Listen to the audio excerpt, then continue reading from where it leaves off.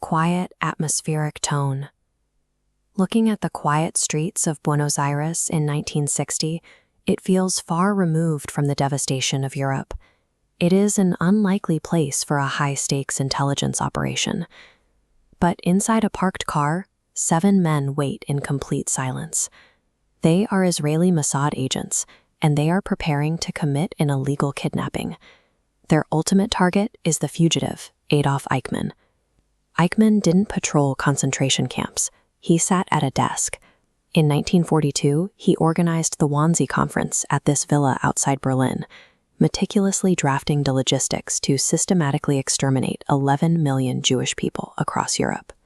When the Nazi regime collapsed, Eichmann slipped through the cracks. He shed his uniform and adopted a revolving door of fake names to avoid Allied interrogators.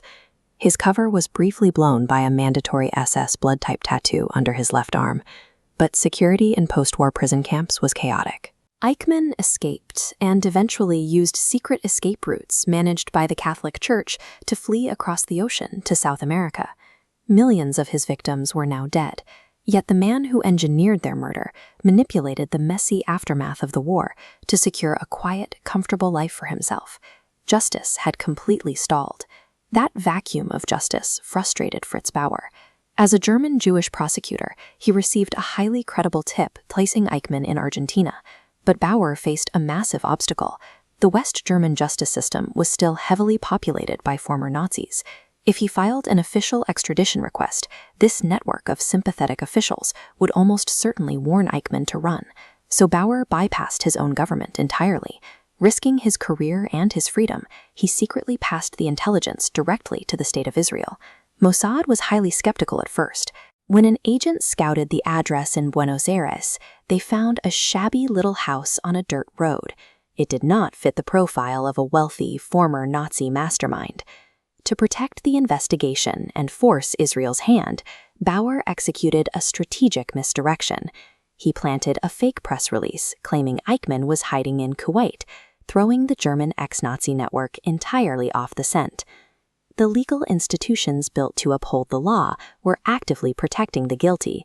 To catch Eichmann, Bauer realized he had to operate completely outside the rules. Realizing the window was closing, the Israeli Prime Minister officially greenlit the mission. Because formal extradition would take too long and risk a tip-off, they opted for an illegal abduction.